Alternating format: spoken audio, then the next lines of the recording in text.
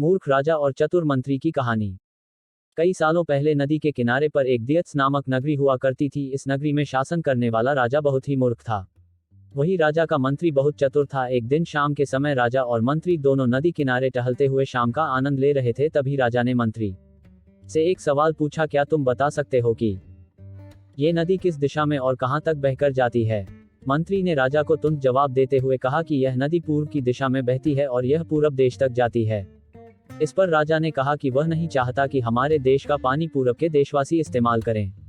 राजा ने मंत्री को नदी का पानी रोकने के लिए दीवार खड़ी करने का आदेश दिया। तभी मंत्री ने राजा से कहा कि ऐसा करने पर हमारा ही नुकसान होगा। राजा ने गुस्से में कहा कि पानी हमारा है और पूरब देश वाले मुफ्त में इसका इस्तेमाल कर रहे हैं और तुम बोल रहे हो कि हमारा नुकसान होगा। इसमें हमारा कुछ नुकसान नहीं होगा। तुम जल्दी से जल्दी नदी में दीवार बनवाने का काम शुरू कराओ। मंत्री राजा की आज्ञा का पालन करते हुए कारीगरों को बुलाता है और नदी के पास दीवार बनवाने का काम शुरू करवा देता है। नदी में दीवार बनाने का काम तेजी से चलने लगा और कुछ दिनों में दीवार बनकर तैयार हो गई। ये देखकर राजा बहुत प्रसन्न होते हैं, परंतु उनकी मूर्खता के कारण कुछ दिन बाद जब बारिश का मौसम दस्तक देता है तो नदी का पानी पूरे गांव में भरने लगता है। धीरे धीरे पानी लोगों के घरों में घुसना शुरू हो जाता है। इससे परेशान होकर सारे नगरवासी एकत्रित होकर मंत्री के पास आते हैं। मंत्री उन्हें आश्वासन देता है कि वह इस समस्या का हल ढूंढ निकालेगा। लोगों की परेशानी सुनकर मंत्री समाधान निकालने के लिए एक योजना बनाता है। उन्होंने राजमहल में समय को बताने के लिए घंटा बजाने वाले शख्स को इसमें शामिल किया। वह समय के अनुसार घंटा बजाता था, जिससे लोगों को समय पता चलता था।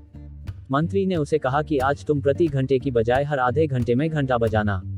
उस आदमी ने मंत्री ने जैसा कहा वैसा ही किया। इससे जब सुबह के 3 बज रहे थे तो उसने 6 बार घंटा बजाया। 6 घंटे सुनकर राजा और सभी नगरवासियों को लगा कि 6 बज गए हैं और सुबह हो गई है। राजा उठकर बाहर आता है तो वहां मंत्री पहले से मौजूद होता है। बाहर अंधेरा देखकर राजा मंत्री से पूछता है कि अभी तक सूर्योदय क्यों नहीं हुआ है। राजा के सवाल का जवाब देते हुए मंत्री ने कहा, महाराज प्रातःकाल हो चुकी है, पर हमने पूर्व दिशा वालों के यहाँ पानी को जाने से रोक दिया है, तो शायद इसलिए उन्होंने हमारे यहाँ सूर्य की रोशनी को आने से रोक दिया है। इसलिए सूर्य उदय तो हुआ है, पर हमारे देश तक रोशनी नहीं पहुँची है। ऐसा लग रहा है कि अब हमारे देश में सूरज की रोशनी कभी नहीं पहुँच पाएगी। ये सुनकर राजा चिंता में पड़ जाता है और मंत्री से पूछता है कि क्या इसका कोई उपाय नहीं है। तब मंत्री उत्तर देता है कि महाराज, अगर आप नदी का पानी छोड़ देते हैं तो हो सकता है कि वो भी सूरज को छोड़ देंगे। इससे राज्य में फिर से रोशनी आ जाएगी। राजा मंत्री को तुरंत नदी की दीवार तोड़वाने का आदेश देता है। मंत्री कारीगरों को नदी पर ले जाकर उन्हें दीवार तोड़ने के लिए कहता है। कुछ घंटों में कारीगरों ने दीवार गिरा दी और तब तक सूरज के निकलने का समय भी हो गया था। सूर्य उदय हो गया। सूर्य की लालिमा देखकर राजा बहुत खुश हुआ और मंत्री को इनाम देने की घोषणा की। राजा ने मंत्री की तारीफ करते हुए कहा कि तुम्हारे कारण हमारे राज्य में फिर से सूर्य हो पाया है और तुमने हमारे राज्य को अंधकार से बचाया है। इसके बाद मंत्री कहता है कि महाराज, ये तो राज्य के लिए प्रति मेरा फर्ज था। कहानी से सीख, कभी भी दूसरों का बुरा नहीं करना चाहिए और न ही उनकी तरक्की देखकर उनसे जलन की भावना रखनी चाहिए।